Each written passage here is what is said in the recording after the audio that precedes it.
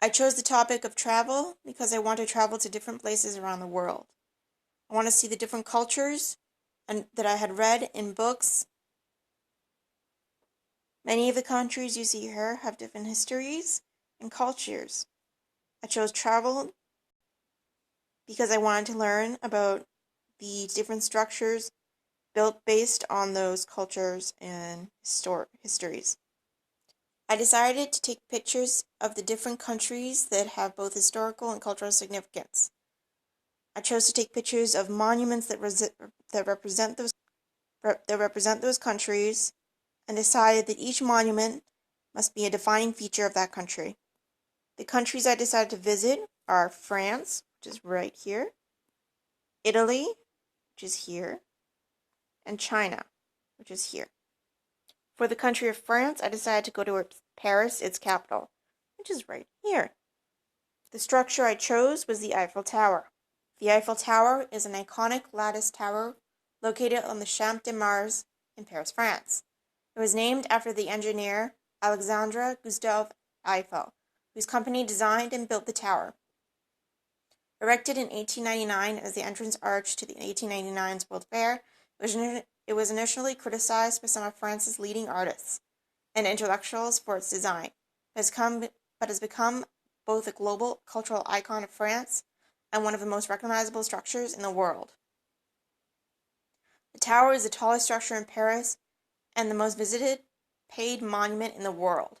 6.98 million people ascended it in 2011. The tower received its 250 millionth visitor in 2010. This is the historical background of the Eiffel Tower, and is one of the major reasons why I chose it. For Italy, I chose to go to Rome, which is the capital of Italy. See how I'm choosing capitals? Now, for Rome, I chose the Roman Colosseum. Now, the Roman Colosseum is also known as the Flavian Amphitheater. It is an oval amphitheater in the center of the city of Rome, Italy, built of concrete and stone. It is the largest amphitheater ever built and is considered one of the greatest works of architecture and engineering. The Colosseum is situated just east of the Roman Forum. Construction began under the Emperor Vespasian in 72 AD and was completed in 80 AD under his successor and heir, Titus. Further modifications were made during the reign of Domitian. These three emperors are known as the Flavian dynasty, and the amphitheater was named in Latin for its association with their family name. The Colosseum could hold, it is estimated, between 50,000 and 80,000 spectators, having an average audience of some 65,000. It was used for gladiatorial contests and public spectacles such as mock sea battles, animal hunts, executions, reenactments of famous battles, and dramas based on classic mythology. The building ceased to be used for entertainment in the early medieval era.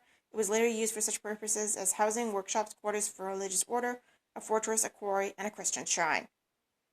I chose the Roman Colosseum due to its historical influence on Rome as well as the country itself.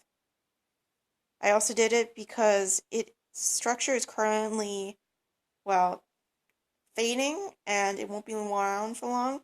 So I wanted to capture that permanency of the structure in a photograph so that even when it's gone, future generations will be able to see what it looked like in 2015.